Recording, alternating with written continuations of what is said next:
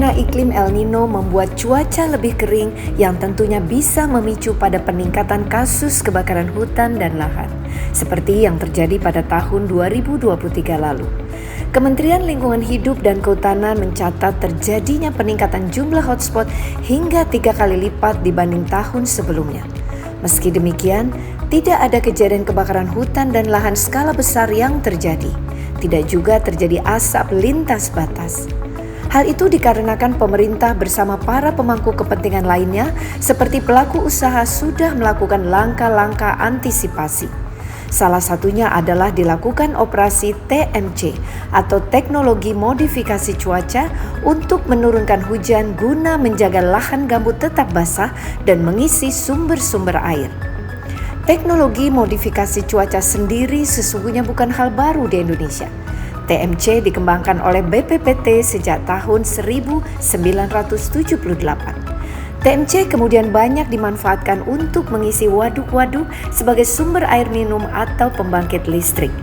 Sampai saat ini, TMC telah mengalami perkembangan termasuk teknologi dan pemanfaatannya. Bahkan, TMC juga sudah dimanfaatkan oleh perusahaan untuk mengendalikan curah hujan demi kelancaran operasional.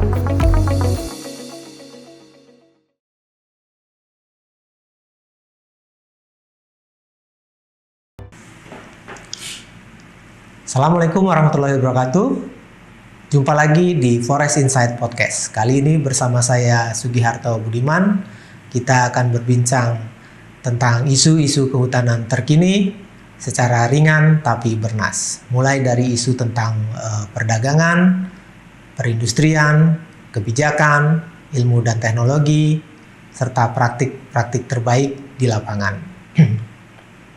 Buat yang belum subscribe, jangan lupa klik tombol subscribe, klik juga tombol loncengnya agar dapat info jika ada video terbaru dari kami. Share juga pendapat Anda di kolom komentar, dan bagikan video ini ke rekan dan kolega Anda.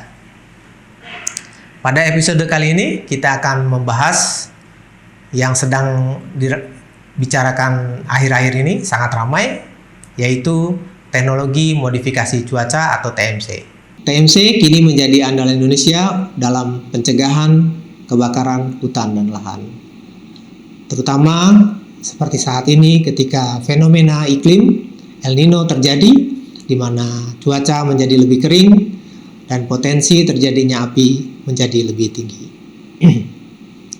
Menariknya, TMC juga disebut-sebut ketika ada upaya mencegah terjadinya hujan di satu titik tertentu dalam upaya pengendalian banjir seperti yang pernah terjadi di Jabodetabek pada tahun 2020. Nah, secanggih apa TMC? Bersama saya sudah hadir pakar TMC yang juga sering disebut-sebut sebagai Bapak TMC Indonesia karena menjadi pencetus kebijakan TMC ketika masih ada BPPT. Beliau adalah Profesor Asep Karsidi. Beliau adalah PhD bidang GIS dan Remote Sensing dari Universitas Adelaide, Australia. Beliau juga merupakan ahli peneliti utama atau profesor riset bidang GIS dan Remote Sensing. Secara struktural, jabatan beliau ini sudah pernah menjabati di sejumlah jabatan tinggi di Indonesia, diantaranya adalah Kepala Badan Informasi Geospasial atau BIG. Kemudian pernah juga menjabat sebagai Kepala Badan Koordinasi Survei dan Pemetaan Nasional atau Bakorsus Tanal, dan tentu saja sederet jabatan penting lainnya. Bagaimana Prof? Selamat pagi. Selamat pagi semuanya. Sehat-sehat Prof ya? Alhamdulillah kita sehat nih. Prof, lagi rame nih ya teknologi modifikasi cuaca. Jadi kalau mudah-mudahan Prof bisa membagikan pengalaman dan pengetahuannya pada kami supaya bisa lebih update tentang teknologi modifikasi cuaca ya. Prof, sebenarnya TMC itu apa sih Prof? Iya. Mungkin bisa disampaikan kepada kami secara sederhana, TMC itu apa gitu? Iya. Jadi TMC ini belakangan populer ya. Singkatan dari teknologi modifikasi cuaca. Dulu itu lebih dikenal hujan buatan istilahnya. Jadi tahun 80-an baru saya masuk di BPPT itu kita mengenalnya hujan buatan. Karena dalam perjalanannya kita ternyata memang nggak bisa bikin hujan. Loh kenapa kita bikin mengistilahkan hujan buatan gitu. Jadi pada saat saya kebetulan jadi kepala UPT hujan buatan, ganti aja lah namanya jadi teknologi modifikasi cuaca. Karena mengandung arti bahwa teknologi modifikasi cuaca itu adalah upaya manusia ya, intervensi kita sebagai manusia terhadap kondisi atmosfer. Dalam hal ini dalam proses pembentukan hujan. Jadi sebetulnya teknologi modifikasi cuaca yang dulu dikenal hujan buatan itu kita mengikuti proses alami pembentukan hujan. Jadi kita mencoba mengintervensi kondisi atmosfer pada kondisi cuaca yang memenuhi persyaratan untuk merangsang supaya hujan itu jauh lebih banyak curahannya dan bisa lebih cepat turunnya. Jadi tentunya dengan berbagai teknik pendekatannya. Jadi prosesnya itu proses kejadian hujan secara alami. Jadi kita tidak membuat dari satu hal yang nggak ada menjadi ada. Tapi dalam pelaksanaannya tidak sesederhana seperti yang kita bayangkan. Begitu TMC dilangsungkan tuh seolah-olah akan langsung ada hujan misalkan. Nah ini yang perlu menjadi perhatian kita. Pertama-tama bahwa kenapa kita sebut mengikuti proses alam. Karena kegiatan TMC ini tidak lepas dari kondisi alam yang ada. Kita hanya merangsang untuk memperbanyak inti kondensasi di atmosfer. Jadi dengan perbanyakan inti kondensasi yang secara alami biasanya itu dari garam-garaman, dari unsur-unsur benda-benda halus yang ngambang di atmosfer yang sifatnya higroskopis itu dari garam-garaman dari laut yang menguap. Nah itu kan garam itu sifatnya kan menyerap air ya. Kita tahu tuh coba aja tuangkan garam di terbuka, udah terbuka dia langsung basah. Nah pada ukuran tertentu inti kondensasi ini secara alami memang dia syarat untuk terbentuknya butir-butir air di atmosfer. Kita tahu bahwa hujan itu adalah kan kumpulan butir-butir air kan, yang jatuh ke muka bumi. Nah, proses pembentukan butir air itu ya harus dipenuhi persyaratannya. Salah satunya itu adalah adanya inti kondensasi. Nah, disitulah kita memperbanyak inti kondensasi yang sifatnya higroskopis, kita tabur di atmosfer. Kita kenal dengan istilah semai gitu. Kita menyemai awan. Nah, jadi karena kita mengikuti proses alam, tentunya menyemai awan ini yang dengan memperbanyak, ya menabur lah ya, untuk menambah banyak inti kondensasi, ya harus betul-betul memenuhi persyaratan di atmosfer itu sendiri. Jadi bahannya mau dari garam-garaman garam dapur lah gitu ya, yang sifatnya higroskopis. Mungkin ada material lain yang sifatnya higroskopis gitu. Nah itu yang kita kenal sekarang kan bahan seedingnya pakai garam. Tapi teknologi yang sekarang ini sebetulnya ada yang jauh lebih advance lagi. Oh, ada teknologi advance ya? Ya, jadi tidak hanya sekedar menebar bahan seeding dari yang berupa powder, tapi kita bahan seedingnya tuh berupa asap ya, diproduksi dari flare, kembang api flare. Kayak kembang api bro ya. Jadi itu flare dikemas dalam satu tube, kemudian dipantik dan dia terjadi proses pembakaran, jadi keluarlah asapnya gitu. Jadi kayak kembang api keluar asap, lebih halus itu. Nah materialnya itu memang material yang sifatnya higroskopis. Jadi dia itu flare itu kerjanya seperti itu. Dan produk material seeding yang dari flare itu udah jauh lebih halus gitu daripada yang powder gitu. Nah, powder itu kadang-kadang memang agak sulit untuk bisa halus itu karena kan dia sensitif ya, untuk membuat yang ukuran yang halus juga betul-betul menjaga bagaimana supaya nggak kontak dengan udara bebas juga. Itu mungkin satu PR juga bagaimana kita untuk bisa mengefektifkan ya bahan seeding sebagai inti kondensasi yang ingin kita tambahkan di atmosfer.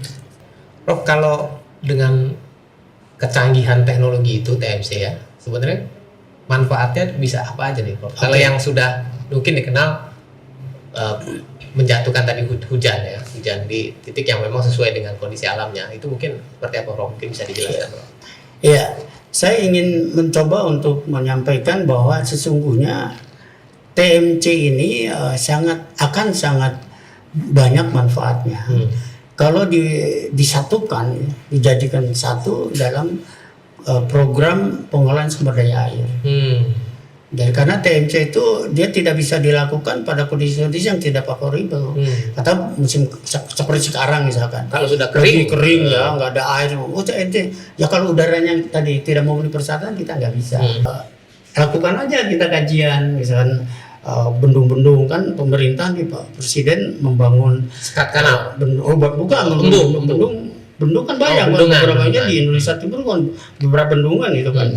Nah, itu tuh harus udah diintegrasikan dengan program ini. Coba dengan program pengisiannya itu gitu. Jadi kan akan jauh lebih efektif kalau pada kondisi favorable ini potensi awan hujan itu kita jatuhkan, ditampung di catchment dan masuk di waduk. Gitu loh, supaya waduk ini pada saat kemarau itu nanti ada persediaan air. Gitu. Itu sebetulnya yang akan jauh lebih dirasakan manfaatnya kalau dia disatukan dengan program pengelolaan sumber daya air. Jadi program ketahanan ketersediaan air di permukaan. Jadi jangan juga kita pada saat memang favorable hujan terus kita jatuhkan di laut. Nah, kalau semuanya di laut kita kan nggak punya persediaan air tawar. Nah, itu jadi salah satu yang perlu menjadi pertimbangan kita gitu. Jadi TMC itu jangan dijadikan kayak pasukan pemadam kebakaran. TMC itu memang tahapannya di tahap pencegahan ya. Jadi tahap pencegahan. Jadi jauh-jauh hari kan kita sebetulnya sudah banyak pengalaman kita bahwa di kala-kala El Nino, sekarang kan El Nino yang selalu jadi ini. Padahal kan kita sudah tahu nih juga ada musim kemarau kan. Nah, musim kemarau berpautan dengan El Nino, akhirnya kadang-kadang ada musim kemarau panjang. Tapi berkaitan dengan La Nina, kemudian ada musim kemarau basah kan gitu. Tentunya adanya pergantian La Nina yang basah dengan El Nino, kemudian ada musim hujan dan musim kemarau. Ini kan harus menjadi perhatian kita bersama dalam konteks kesiagaan kita agar pada saat kemarau atau ada gabungan kemarau dan El Nino terjadi, kita nggak kekurangan air atau lahan nggak kekeringan. Nah, disitulah pencegahan kita lakukan kajian-kajian lahan-lahan mana yang terancam kering, gitu kan. Nah, itu di kala favorable itu TMC kita laksanakan. Nah, itu loh ya. Tapi tentunya bukan kemudian over lagi, malah ada kebanjiran, tapi dengan penuh perhitungan. Jadi TMC itu memang dimanfaatkan untuk tahapan pencegahan akan jauh lebih baik. Jadi pencegahan membasahi lahan, pencegahan menyiapkan air permukaan baik di embung, di waduk, di catchment area, misalkan, agar kita pada saatnya misalkan tiba kemarau kita punya persediaan air kan. Siklus hidrologi secara alami juga begitu kan. Gitu. Jadi kita ikutin aja dan tentunya kita harus dengan bijak memahami kondisi alam ini, memahami siklus hidrologi ini, memahami siklus pergantian musim ini, termasuk pergantian El Nino dan La Nina dan seterusnya. Mungkin itu yang perlu kita tingkatkan ya, kewaspadaan kita dalam penguasaan pengenalan terhadap karakteristik iklim dan cuaca di Indonesia yang lebih rinci gitu, dan lebih dari sisi skala ruangnya gitu, lebih mencakup area yang lebih kecil gitu kan. Sekarang mungkin masih nasional, provinsi, bahkan mungkin bisa ditingkatkan unit manajemen gitu Bro. Analisisnya dari aspek spasial. Jadi kalau dalam bicara aspek spasialnya unit analisis itu kan berkaitan dengan skala dan resolusi. Misalkan analisis kondisi cuaca ancaman El Nino kekeringan itu bisa sampai tingkat desa atau tingkat kecamatan, di mana saja gitu kan. Cuman ini kan mungkin kita masih dalam satu kabupaten gitu. Dalam satu kabupaten dan kecamatan mana saja gitu kan. Kalau dalam satuannya desa mana saja gitu. Atau misalkan pada situs-situs tertentu alokasinya itu jauh lebih, jangan terlalu global lah gitu lokasinya, harus lebih detail ke sana. Ya, jadi bisa sampai ke bahkan titik yang lebih kecil ya. Lebih kecil. Jadi kalau katakanlah tadi saya tanya soal unit manajemen, berarti katakanlah satu unit manajemen pengelolaan hutan gitu ya, Prof. Itu bisa juga memanfaatkan ini, Prof, untuk katakanlah untuk menyediakan air sebagai persiapan gitu, Prof. Betul. Jadi sebetulnya kan begini. Kalau kita bicara tapak ya, kejadian peristiwa ini kan di tapak. Nah tapaknya ini, lokusnya ini ya harus dikenali sampai lokus yang paling kecil unitnya gitu, sekemampuan kita. Dan sekarang kalau dari aspek spasial ya kan peta informasi spasial kan dalam peta. Ya, jadi sekarang nggak hanya sekedar kota provinsi misalnya kabupaten, udah sampai kepada lokasi-lokasi di tingkat yang lebih kecil lagi, misalkan areanya ya. Unit analisis spasialnya lebih sempit lagi kan, lebih bagus tuh. Jadi kalau misalkan kita bisa saja memahami tentang water balance di satu kabupaten dan satuan terkecilnya katakan sampai desa aja, kan kita tahu desa-desa mana yang potensi airnya ada dan potensi mana yang potensi terancam tinggi tidak ada airnya, atau memang ada daerah-daerah yang tampungan air yang bagus dan seterusnya kan sampai di tingkat yang kecil kan jadi lebih bagus kan. Ketahanan terhadap sumber daya air tentunya ini akan membawa positif kepada ketahanan pangan juga, karena dengan punyanya air yang baik dia bisa bertani, dijamin ketersediaan air yang baik gitu. Sampai kepada tingkat sekecil itulah kalau bisa analisis kita tuh mungkin akan jauh lebih baik. Jadi Pak Asep, selain untuk sektor kehutanan bisa dimanfaatkan untuk apa lagi nih TMC ini? Apakah di pertambangan itu bisa juga dimanfaatkan? Iya, jadi gini, teknologi ini bisa juga melakukan pencegahan agar tidak terjadi hujan. Ya, tekniknya tadi yang pakai pesawat, dan ada juga yang dari ground. Ada teknologi ground ya? Ada yang teknologi ground, ada ground based generator. Nah, yang teknologi dari ground ini sekarang sudah dimanfaatkan nih oleh perusahaan-perusahaan tambang. Jadi oleh perusahaan-perusahaan tambang untuk mencegah jangan sampai terjadi hujan, karena kegiatan tambang itu kalau hujan terganggu. Sekarang lagi kemarau mereka aman, tapi pas lagi musim hujan, nah kami diminta bantuannya untuk menghandle itu. Nah jadi kita melarai hujan malah. Jadi supaya jatuhnya di tempat lain ya, Prof ya? Ini tidak jatuh di tempat lain, tapi kalau jatuh di tempat lain mungkin kan proses alamiahnya. Tapi proses yang kita lakukan itu justru membuyarkan. Jadi di daerah target kita yang potensial akan terjadi hujan ini kan kita analisisnya dari waktu ke waktu ya. Hari ini ternyata ini ada potensi hujan nih persis di wilayah tambang ini. Nah itu kita operasikan ini TMC ini yang dari ground sini dirilis dari bawah. Ternyata proses ini bisa mengurai yang tadinya potensial akan menjadi awan jadi buyar. Nah dengan buyarnya ini kan tidak jadi hujan.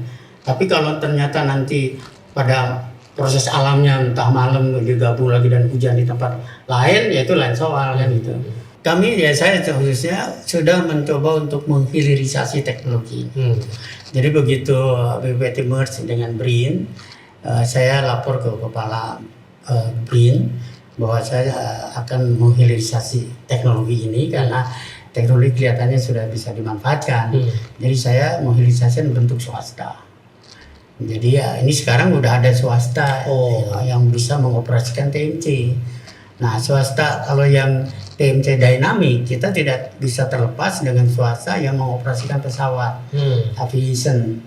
Nah swasta ini Smart Aviation nih partner kita yang sudah menyiapkan pesawat itu ada 8 yang sudah siap untuk folder 4 dan 4 untuk flare. Jadi ini siap dan didukung oleh tenaga-tenaga. Nah tentunya tenaga pendukung ini dari mana saja, bisa dari perguruan tinggi, dari BRIN gitu ya, yang memang kompeten untuk menangani ini, untuk menjaga supaya pelaksanaan operasi TMC itu efektif, jangan asal main terbang aja gitu. Kalau orang yang tidak kompeten kan nanti main terbang aja, nggak tahu menampungnya mana nih. Jadi itu satu. Jadi ini udah ada swasta, itu yang dinamis. Dan tentu Indonesia ini luas. Kita juga sekarang membuka aviation lain yang memang bersedia untuk modifikasi pesawatnya untuk kegiatan ini, baik folder maupun flare. Ini udah mulai banyak ya yang berminat untuk sana, dan kami juga menyiapkan SDM-nya termasuk merekrut yang muda-muda untuk sana. Terus yang drone bridge juga begitu, ini udah ada swastanya. Jadi kita PT RCI Erikat Cuaca itu sudah mendapat klien kita di tambang itu dari drone dengan teknologi yang kita miliki gitu. Nah, ini udah ada beberapa. Jadi kalau yang grounds untuk mengurangi curah dan durasi itu perusahaan-perusahaan tambang seperti BIB-nya Sinarmas itu udah Primakol ya, KPC dan seterusnya itu udah menjadi pelanggan kita, dan ini kita sedang mencoba bernego membicarakan untuk memasuki musim hujan besok November Desember ini kan pasti akan harus siap-siap ya. Nah, pada saat itu kita sekarang mungkin minggu depan akan survei itu di Berogol. Tapi secara kebijakan memang belum ada ya Prof yang mengatur bahwa mungkin kan kalau misalnya di pengadaan barang misalnya harus TKDN misalnya gitu Prof. Kalau di dalam negeri ini kita sudah masuk di e-katalog ini. E-katalog ada. Ya. Jadi kalau Bapak misalkan mau order TMC, buka e-katalog aja. Udah ada. Jadi sebenarnya mungkin nggak perlu juga dari luar ya. Operatornya nggak tahu kalau mungkin ada perusahaan luar terdaftar di e-katalog, mungkin juga tinggal kita milih mau dari luar atau dari dalam mungkin. Gitu. Tapi yang jelas udah ada yang jelas harus ada kebijakan juga untuk dari pemerintah untuk mendorong industri dalam negeri, industri TMC kita nih Prof ya, supaya bisa lebih luas juga ya. Ya itu harapan kami, memang pemerintah memberi peluang ya sebesar-besarnya untuk memanfaatkan TMC ini di kita, karena Indonesia ini sangat luas. Dan kita selalu mengalami secara bergantian, dan kita sangat mengenal juga secara bergantian antara musim kemarau atau kering dan musim penghujan dan basah gitu. Jadi kejadian-kejadian seperti sekarang kita kebakaran hutan, kekurangan air. Kan sekarang kebakaran hutan bukan hanya di wilayah-wilayah perkebunan, di Jawa aja di Jawa kebakaran. Ini kan serius. Artinya teknologi ini harus segera didorong untuk peningkatan kemampuannya dan diberi kesempatan, dan di Indonesia ini luas gitu. Di Jawa aja berapa puluh bendung gitu, di luar Jawa berapa gitu yang untuk diisi. Kan kita bikin bendung percuma kalau nggak ada airnya. Kira-kira itulah dari saya. Oke Prof, terima kasih nih waktunya Prof ya ngobrol-ngobrol dengan kami. Kita dapat banyak informasi tentang TMC. Mudah-mudahan apa tadi yang disampaikan Prof ya, terutama terkait dengan kebijakan pemanfaatan TMC ya Prof ya, bahwa dalam terkait dengan pengelolaan sumber daya air supaya kita nggak pada saat banjir, pada saat musim hujan kebanjiran, pada saat musim kemarau kita kekurangan air, supaya jangan sampai terjadi seperti itu. Baik, terima kasih Prof atas penjelasannya. Demikian sahabat-sahabat Forest Insight Podcast, penjelasan dari Profesor Asep Karsidi tentang teknologi modifikasi cuaca dan pemanfaatannya dalam kehidupan umat manusia. Semoga bermanfaat untuk kita semua. Sekali lagi saya ingatkan, buat yang belum subscribe silahkan klik tombol subscribe gratis, kemudian klik tombol loncengnya agar dapat informasi terbaru jika ada info video terbaru dari kami. Bagikan pendapat Anda di kolom komentar, bagikan video ini ke rekan dan kolega Anda. Sampai jumpa di Forest Insight Podcast berikutnya.